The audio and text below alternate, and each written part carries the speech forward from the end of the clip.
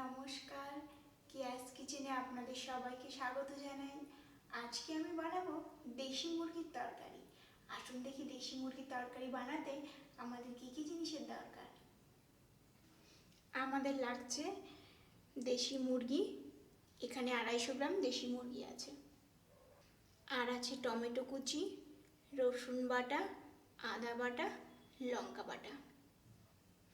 আর লাগছে আলু, এখানে একটা আলু আমি কেটে নিয়েছি। আমি এখানে অলিভ অয়েল ইউজ করছি, আপনারা চাইলে সর্ষের তেল বা সাদা তেল নিতে পারেন।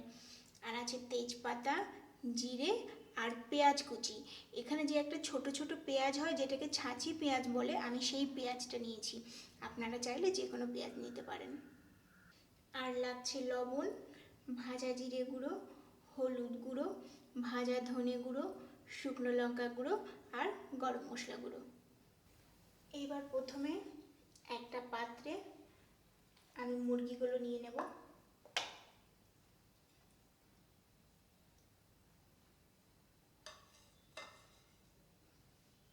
তারপর আমি এর মধ্যে দেব টমেটো কুচি,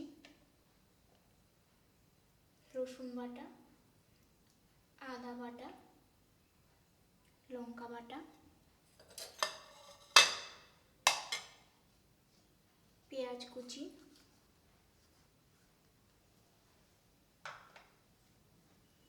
লবণ পরিমাণ মতো,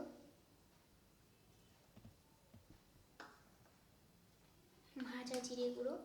ভাজা জিরে গুঁড়োটা চিকেন, মুরগি এইসব বানাতে একটু বেশি লাগে।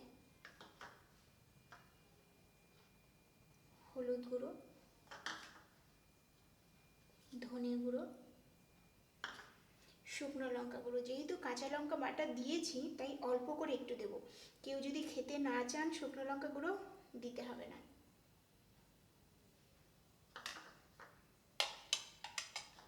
আর দেব আলু।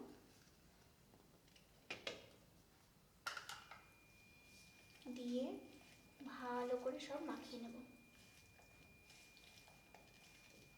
তেল আমি এখন দেব না, একদম কড়াইতে দেব তখন।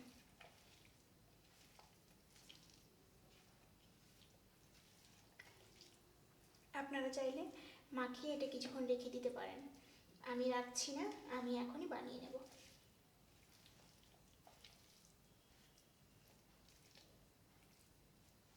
মাখানো হয়ে গেছে, আমি হাতটা ধুয়ে কড়াইতে বসিয়ে দেব। এবার প্রথমে গ্যাসটা ধরিয়ে নেব।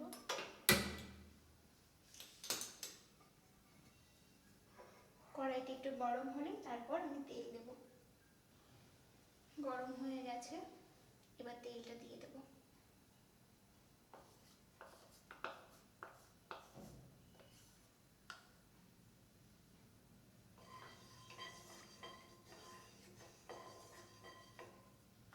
এবার এর মধ্যে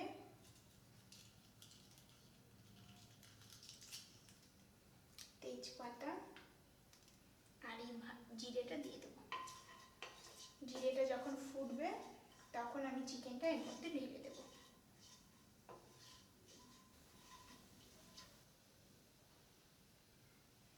এবার আমি এর মধ্যে মুরগিটা ঢেলে দেব।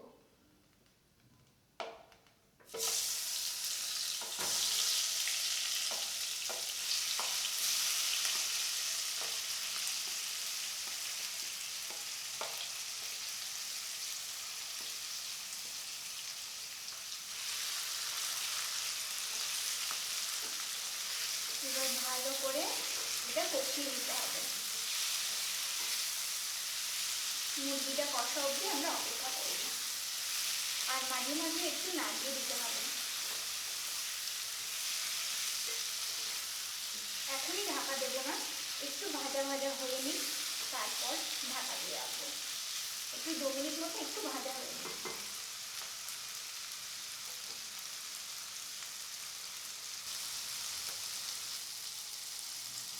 এবার একটু নেড়ে দেব।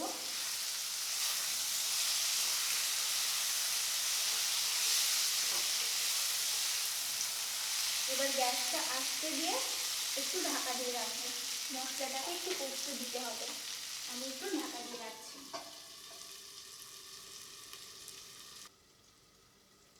2 ঢাকনাটা খুলবো। দেখুন কি সুন্দর মশলাটা কষে গেছে। একটু নাড়িয়ে আমি জল দিয়ে দেবো।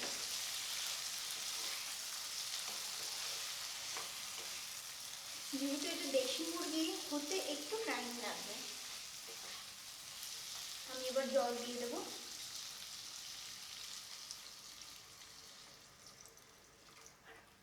একটু ঝোল ঝোল ভালো লাগবে, তার জন্য আমি এটা একটু ঝোল ঝোল বানাবো। এটা একটু ফুটে নিক, জলটা যখন ফুটে যাবে তখন আমি ঢাকনাটা ঢেকে দেবো। আমি গ্যাস বাড়িয়ে দিচ্ছি, একটু জলটা ফুটে নিক, তারপর আমি ঢেকে দেবো। দেখুন ফুটে গেছে। আমি এবার গ্যাসটা আস্তে দিয়ে 20 মিনিটের জন্য ঢাকা দিয়ে রাখবো, না হলে মুরগিটা কিন্তু গলবে না। আমি গ্যাসটা আস্তে দিয়ে দিলাম, ঢাকা দিয়ে দিচ্ছি। 20 মিনিট পর আমি ঢাকনাটা খুলবো। দেশি মুরগি বানাতে একটু টাইম লাগে। যদি এটা পোলট্রির মুরগি হতো অনেক তাড়াতাড়ি রান্নাটা হয়ে যেত। আপনারা যদি দেশি মুরগি প্রেশার কুকারে বানান, তাহলে মশলাটা দিয়ে মুরগিটা দিয়ে ভালো করে কষিয়ে নেবেন, পরিমাণ মতো জল দেবেন এবং 3টে সিটি দেবেন, রান্না হয়ে যাবে। এবার ঢাকনাটা খুলবো।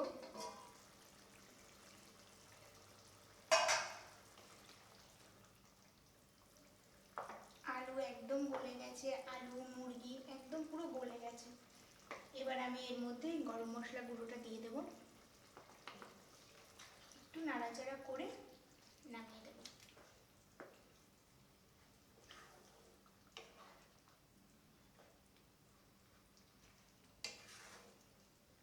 গ্যাসটা বন্ধ করে দিই, রান্না হয়ে গেছে, এবার নামিয়ে নেব।